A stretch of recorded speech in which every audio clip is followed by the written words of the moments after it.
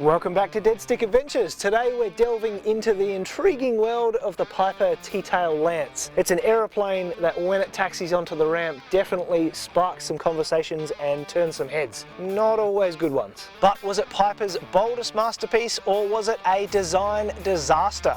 Stick around and let's find out the verdict on this unique bird.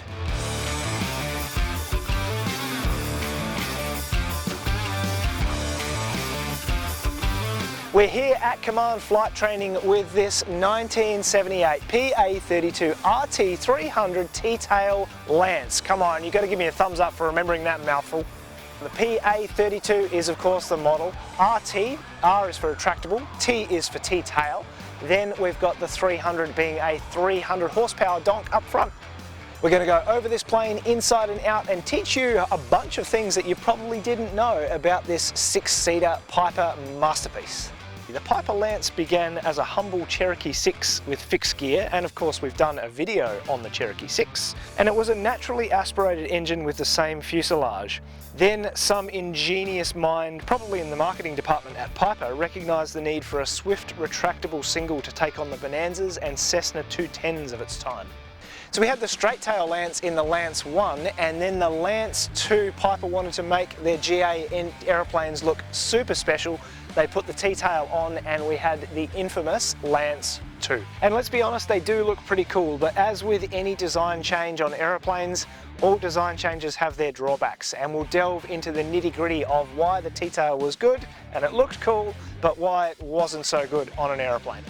So the T-Tail Lance had its moment in the sun in 1978 and 1979, and then Piper finally figured out that it wasn't such a good idea and they went back to the straight tail Lances. And now onto our plane, Tango Lima Golf, a 1978 Piper Lance 2 with the T-Tail. Now feast your eyes on the turbo version, complete with a front end that I reckon resembles a hungry goldfish. It's not just a quirky fashion statement, it's rocking the updraft cooling system. As for the performance, they say it's a star, but fair warning, you might find yourself giggling every time you walk up to that unique front end.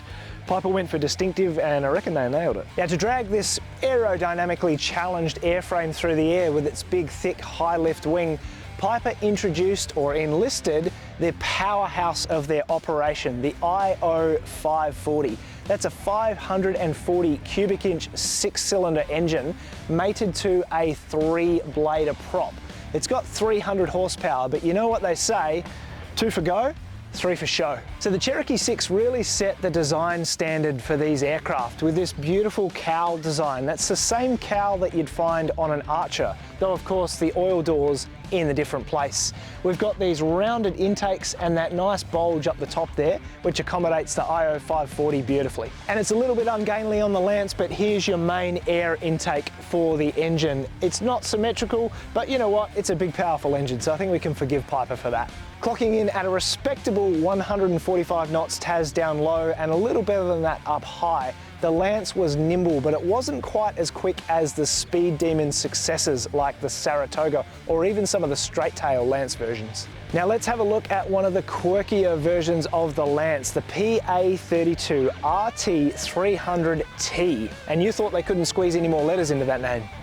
So moving aft along the fuselage, we find the nose locker. It's a really good place to keep things like cowl plugs, your oil, any spare rags, any bits and pieces that you need, and it acts as a damper between the engine and the cabin, which cuts out quite a lot of the engine noise.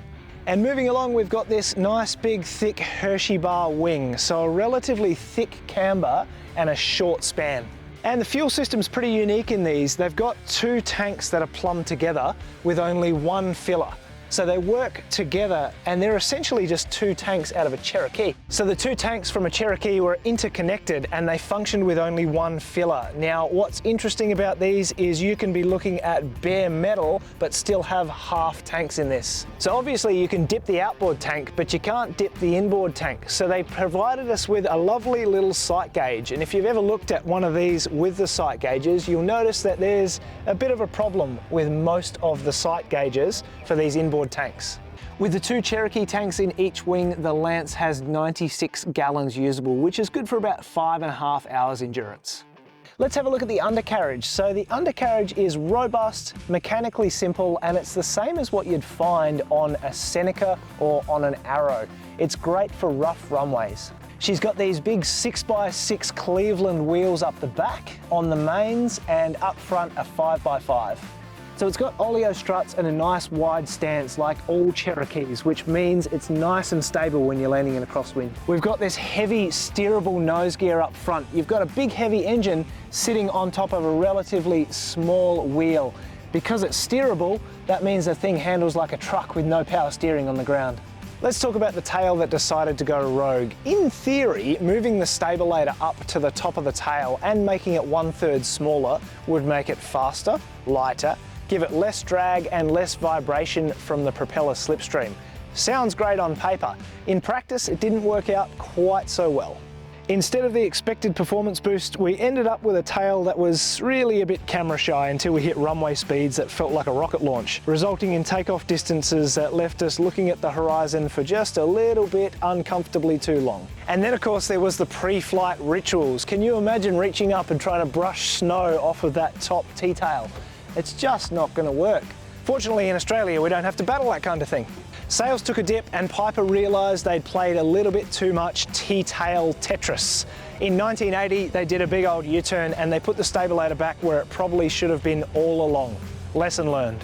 So with our rear passenger door and then our cargo door, there's tons of space to put in whatever you need for your airborne adventures. It's like the unsung hero of the Piper family. It wouldn't be everyone's first choice, but hey, it's got some character.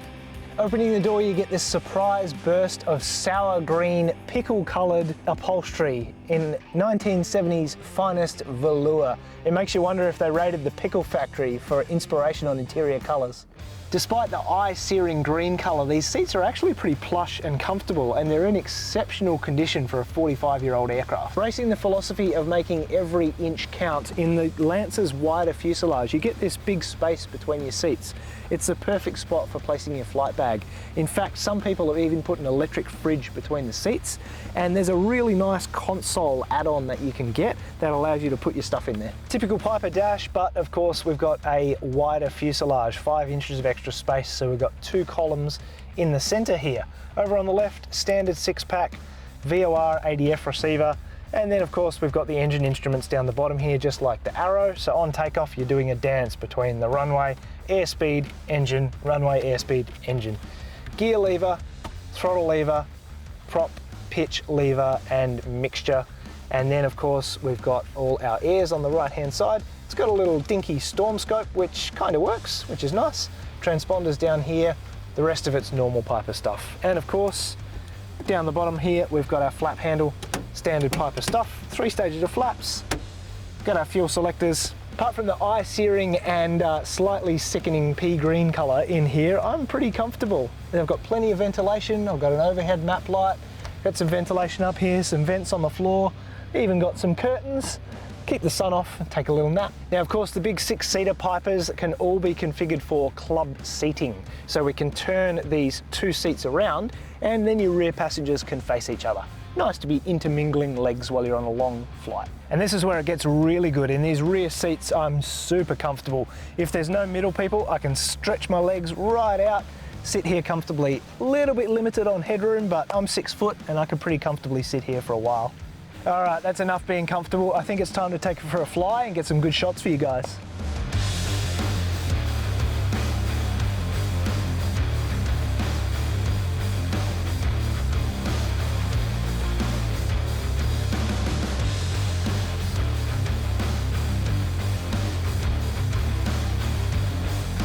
So there you have it, the Piper Lance 2 T-tail. A design disaster? Absolutely not. But a sales disaster? Well, let's just say they didn't exactly fly off the shelves. So these can be had for bargain prices in the used aviation market. If you don't mind a bit of a challenge and you've got a longer runway to play with, it's perfect. But if money talks, I think I'd take a straight tail Lance over the T-tail any day. Thanks for watching. We've got lots more awesome videos coming out about all types of different GA aeroplanes. Make sure you give us a like, give us a subscribe and leave a comment about your favorite bit.